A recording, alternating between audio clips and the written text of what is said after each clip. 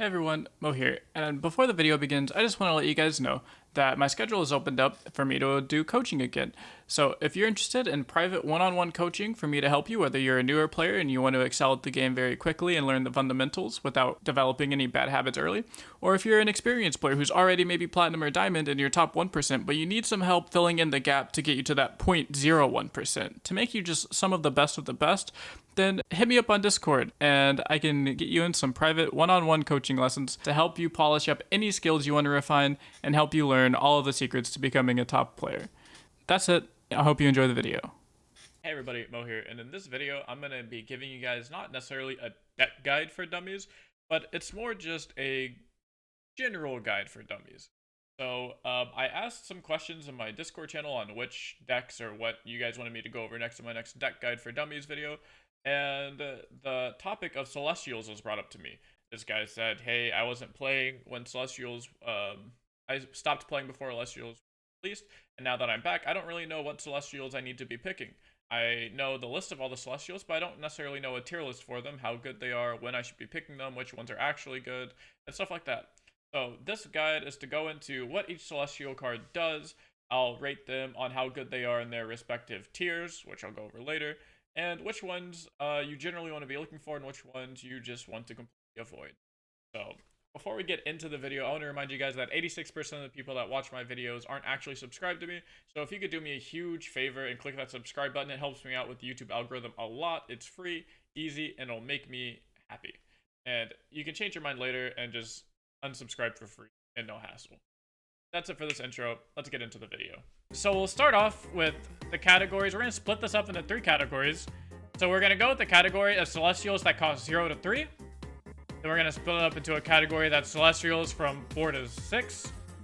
And then we'll go from Celestial cards that cost 7+. The reason we're going to do it this way is because those are what breaks up the ways that people find Celestials. So cards are either going to find Celestials that are 0 to 3. They're going to find Celestials that are 4 through 6 cost, or they're going to find Celestials that are 7+ cost. So let's go and just jump right in and we'll do the 0 to 3. So this is it. You have an option between 8 different Celestials here: Moonsilver, Serpent, Equinox, Charger, Moonglow, Messenger, Crescent Strike, and Trickster. So some of these are very versatile and you'll want them more or less against specific decks. We'll go over the general power level of all of them though.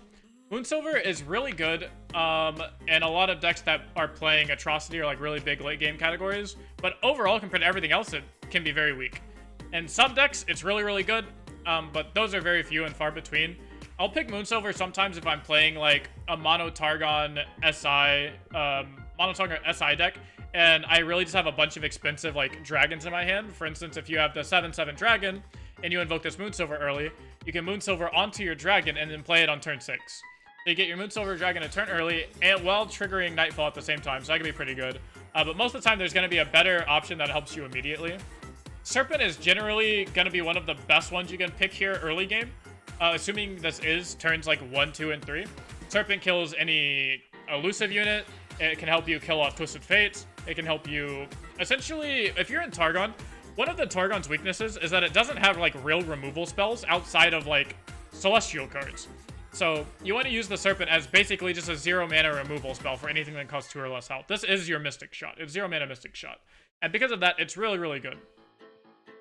Equinox. Equinox is either really good or completely useless, and that just depends on what deck you're playing against. For instance, if you're playing against like TF Swain, you want to first pick Equinox and just hold it the entire game so you can cast it on a Leviathan.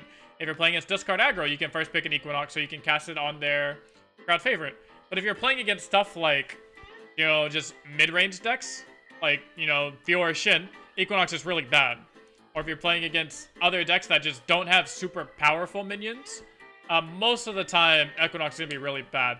It'll never be, like, 100% useless. Like, for instance, Equinox is better than, like, Moonglow and Messenger most of the time, or Moonglow and Charger most of the time. But it's definitely going to be weaker than, like, these other 3. So it's kind of, like, in the middle. The value of it fluctuates between one deck. You just have to think, like, are there any good units? Because this only silences followers. So are there any good followers that need to be silenced that just have a broken ability or something like that? Charger, this card's pretty bad. You really only pick Charger if you're just trying to apply pressure. The only thing worse than Charger is probably going to be like Messenger and Moonglow. And even in most decks, I'd probably just pick Messenger. Charger is a really good aggro card if you are in like a Targon aggro style deck. Like I know a lot of people are playing Targon Noxus with like Draven Zoe and stuff like that. And Charger's pretty decent there. But if you're not in like an aggro deck, you're not trying to rush your opponent down, or they're not like super buffed up by something like Cosmic Inspirations, it's pretty bad. However, if you are on something like a Cosmic Inspiration where all of your units are +2/+2, then, you know, 1 mana 6/3 overall unit isn't that bad. But as far as, you know, picking cards early, which is what we're assuming we're doing here, it's pretty bad. Moonglow is by far like the worst card here. It's the worst card you could pick. I'm almost never picking Moonglow. Ever. You're already in Targon, so if you do have something that really, really needs to be protected in your deck, you're probably already playing things like Vigor, Pale Cascade, Bastion. And Moonglow is just super bad. I would almost never pick Moonglow. I'm not even going to spend more time talking about it. Messenger is also not that good. It's kind of just like a 2-mana 2/2 body. And it draws you a card. So, like, I'd pick this over, like, Moonglow and Moonsilver probably early on. But it's definitely weaker than, like, just about everything else. It's just okay to, like, refill your hand. If you need a chump blocker, it's alright. Crescent Strike, it's definitely up there as far as, like, one of the best cards to get. This is really good if you're against the decks that are trying to attack you a lot, like mid-range or creature decks. It is an amazing developmental punish. If your opponent is, again, in one of these, like, Fiora Shin matchups, and they go turn 3, you know, play the Fiora, and they're attacking on 4, so they go untap, play Shin on 4. You can just punish them with Crescent Strike, so now they don't get to attack with their Fiora or their Shin. It's really, really hard to play around, because it forces your opponent into open attacking, or they're just going to get blown out by 3 mana, essentially. Just like 3 mana Sentry is really good, because 3 mana Sentry is, for those that don't know what card I'm talking about, it's a 3/2 Spider for 3 mana, and essentially it comes into play and stuns the unit, and then it also blocks. So this also takes care of 2 units, except it's a Noxus. This Celestial card allows you to do that. It allows you to just straight up stop 2 units from attacking you. And the last card that costs Fearless is going to be Trickster. And Trickster's not bad. It's pretty good. It's probably like the 3rd best card. I'd put it up there with Serpent and Crescent Strike for sure.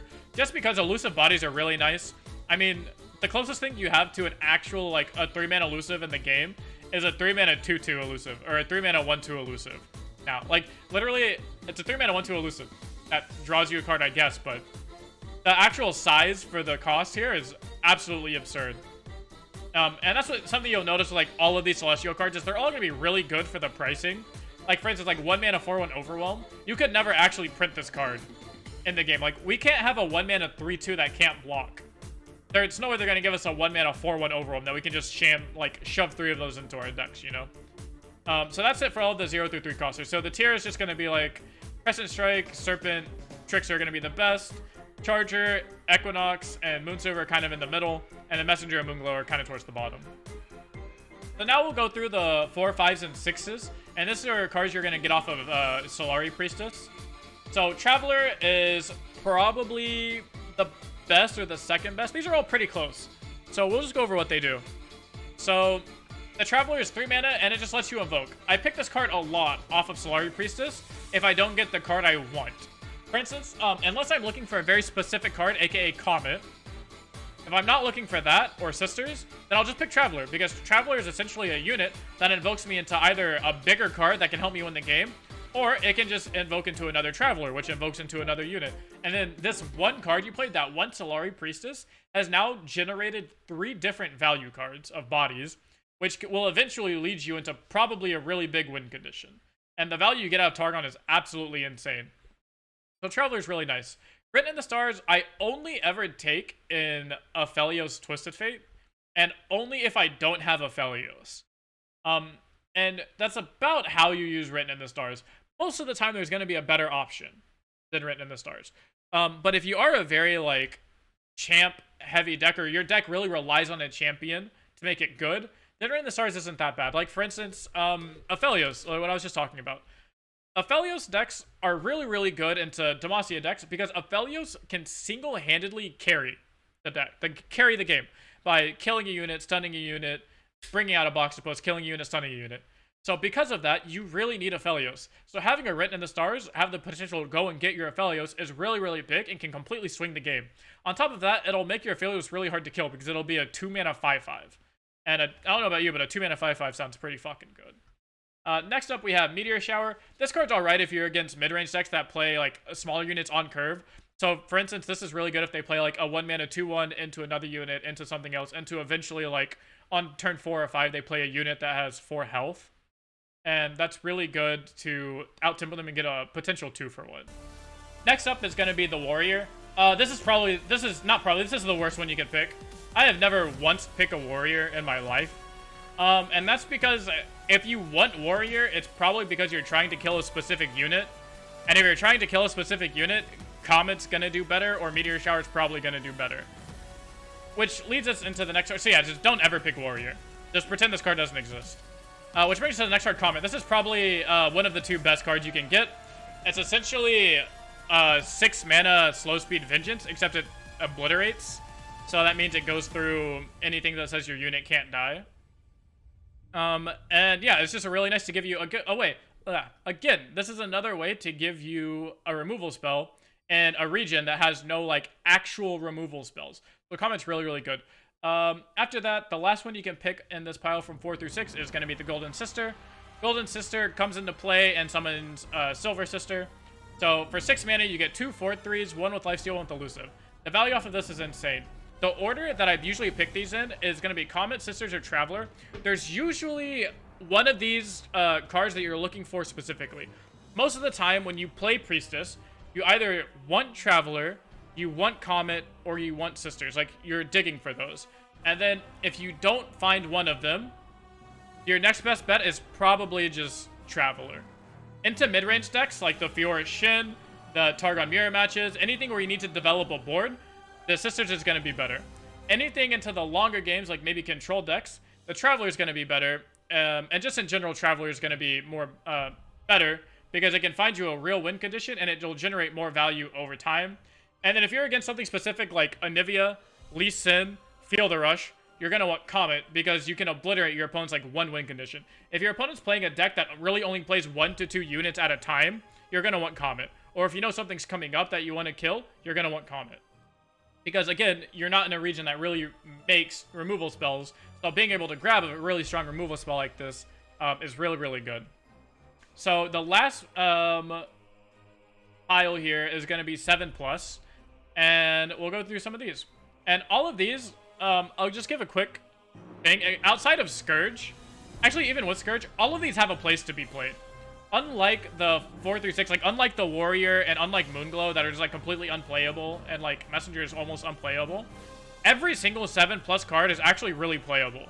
It just depends on the matchup. Like some matchups, like Cosmic Rays will be unplayable because they don't play any cheap units. But in most matchups, Cosmic Rays is probably the worst card here. But even in some matchups like against Anivia, Cosmic Rays is a literal blowout card. Like you just wait, they try and harrowing you, you Cosmic Rays, and then exile all of their Anivias. And it's exile, or obliterate, so that means that they don't die and make an Nivea and then come back. They're actually just gone forever, which is really insane. So we'll start at the top. Cosmic Inspiration. This card gives all your units +2/+2. This card is really, really good into mirror matches for, like, against unit-based mid-range decks, and against the longer games that are going to go longer. Basically, if you're ever in a game where you're trying to fight for board presence, and you can get Cosmic Inspiration early, like if you can get Cosmic Inspiration on turn, like, you know, 5 or 6 or something like that, it's really good. Cosmic Inspiration past turn, like, 7 is probably not that good. So if it's past turn 7 to 8, I probably wouldn't pick Cosmic Inspiration.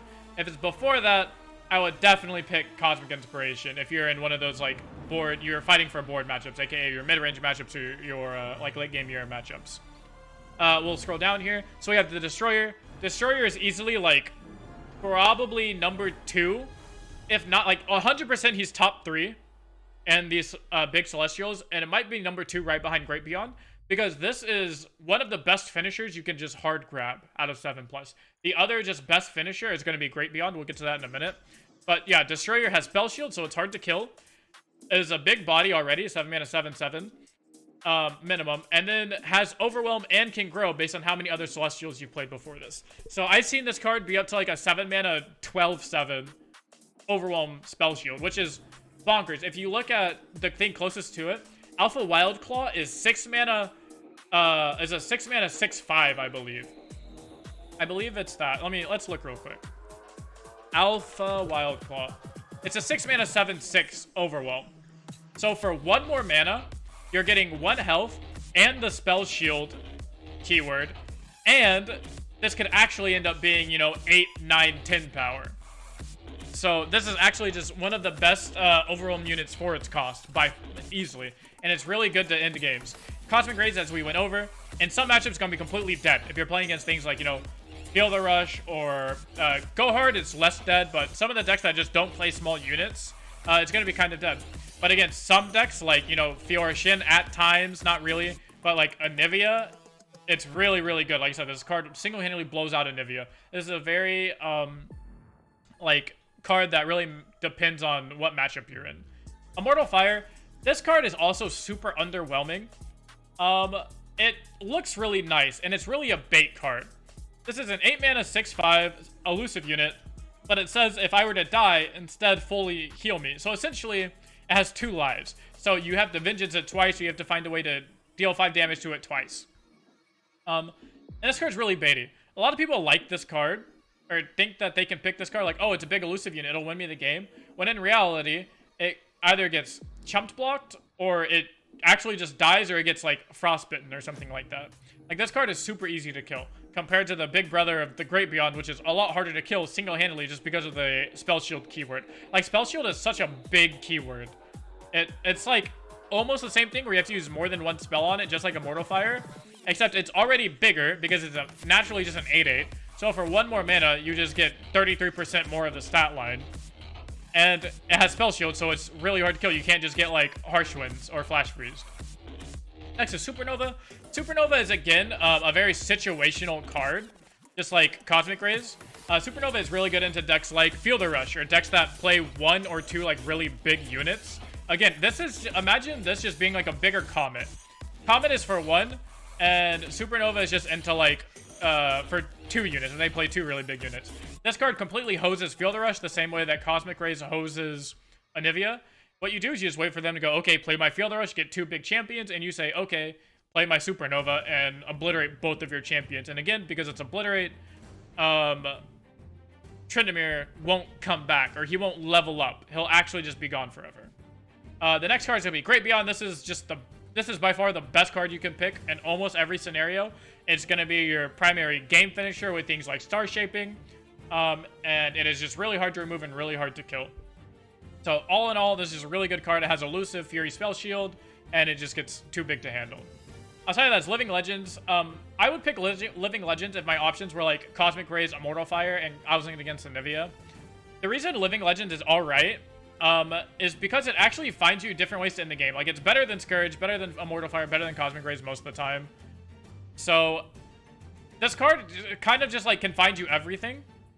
And this card is really good if it's late game and say you need, like, you really need like Golden Sisters, or you really need like the Crescent Strike, you know, and all you have are like some of this other stuff. You're like, man, I'll pick this Living Legends just because it refills my mana. This card costs 0 mana essentially.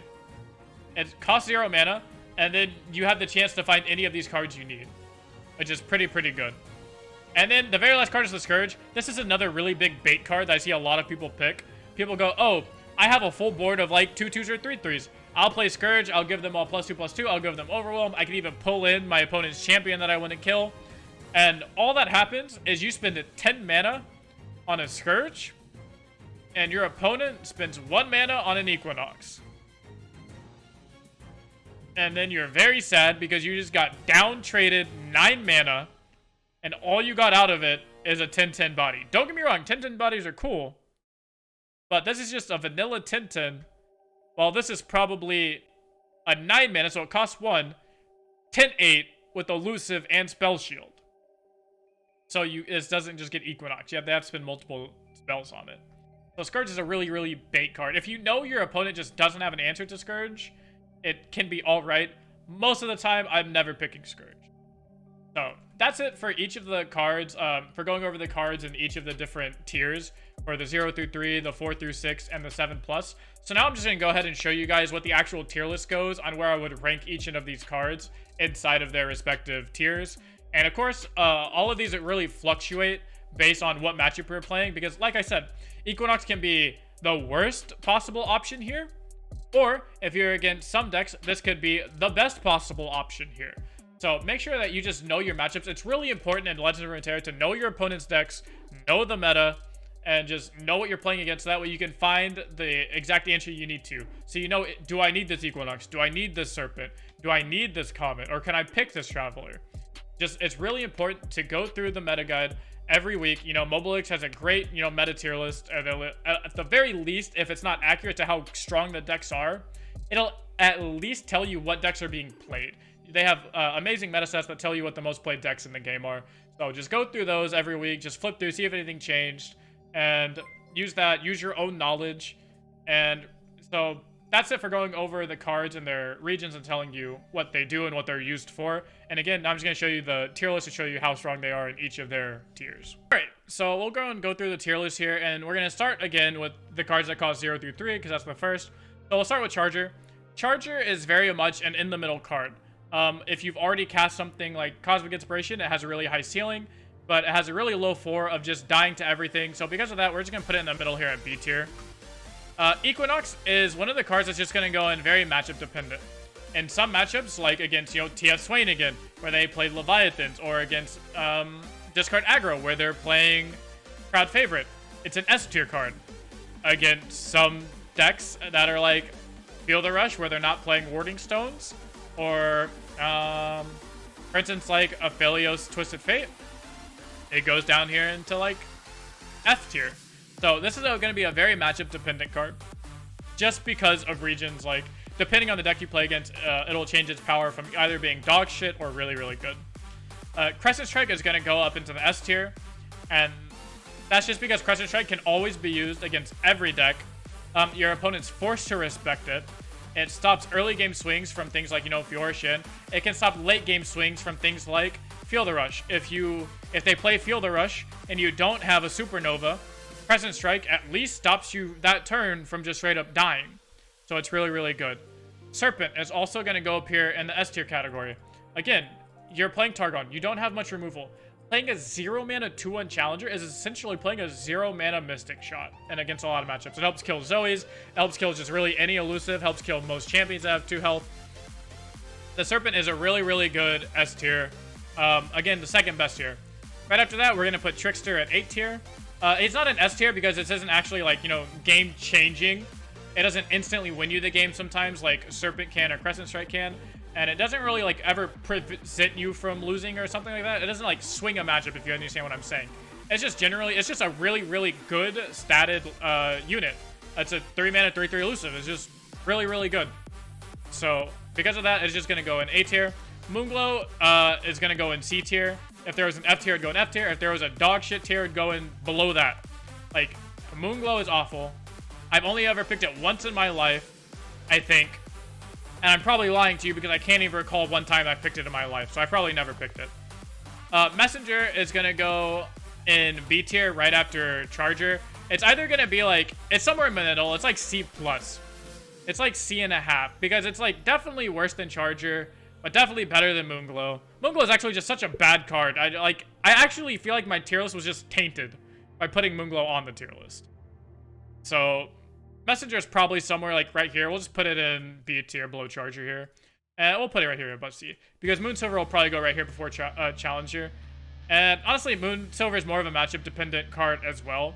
And this is because, like I said, in some games where it's more deck dependent. It's not really matchup dependent. It's more if you're playing like an SI Targon deck and you need this, you can do some really cool shit like pump out a 5 mana like 7/7 dragon that Nightfall into 2 really good stuff. Outside of that, you know, it could be pretty fucking useless and not really do anything for you. So it really depends on the deck you're playing and the situation you're in. This is a very situational card as well. But even in the best situations, it's probably never better than like a low A tier, high B tier in the best situations. So this is what the tier list looks like for the 0 through 3 spells. So let's go ahead and just show you the tier list for the 4 through 6 spells. Over the cards that are 4 through 6, and these are the cards you'll be getting off of your Solari Priestess. So Traveler, easy S tier. This is by far just the most versatile card, and this is the card that I will probably pick the most. Because anytime I don't find exactly what I want, Traveler is my instant go-to. Well-rounded, generates insane value. Not too much to be said here. Written in the Stars is very matchup dependent. Again, in decks where you really, really need your champion to pop off, it's probably up here towards like B tier to A tier. It's probably in low A tier. And these are going to be the decks like your Aphelios decks and even your like Asol, your Leona deck, stuff like that. Like, it's never bad to give your unit +2/+2 and make it cost 1 less. Like, having a 9-mana 12/12 Asol can only be so bad, right? Like, I would definitely pick this over something like, if my option was Meteor Shower, Warrior, Written in the Stars, I'd be more inclined to pick like a Written in the Stars over it. Which brings me to my next card, which is Warrior. Warrior is basically your Moonglow of this tier. You never want to pick it. I've never once picked Warrior. I've never seen anybody that tries to win pick Warrior. Even the people that, you know, try to lose are like, damn, you know, I'm not trying to lose that bad, you know? So, you just never pick Warrior. After that, so we have Moonshower. Moonshower is going to go directly in the middle here. It's just a very fair card. It's good against some matchups, not good against other matchups. Most of the time, Kama is just going to be strictly better. But in some very specific matchups, Meteor can be a nice little 2-for-1. Because of that, it's a very fair, balanced card. It's just going to sit in the middle here. Golden Sisters is going to go up here to A tier. It's going to go in front of Written in the Stars.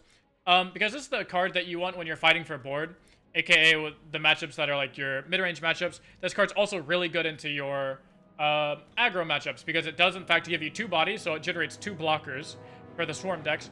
And then one of them's a 4/3 lifesteal. So that's a really big deal and can really help you swing the games. So because of that, it's going to go in A tier. Your next card and final card in this 4 through 6 is going to be Fallen Comet, and Fallen Comet is right up here with S tier.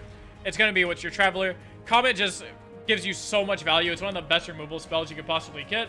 And because, again, we're in Targon, so we don't actually have removal spells in our region, we have to invoke them. And because of that, they give us really good invoked removal spells. So it goes Traveler, Comet, Sisters Written, Meteor Shower, and if I ever catch one of you guys picking Warrior, on God, Alright, so for the final tier, we're going to go through the 7+ cards. And these are the cards that you're going to get off of things like Star Shaping.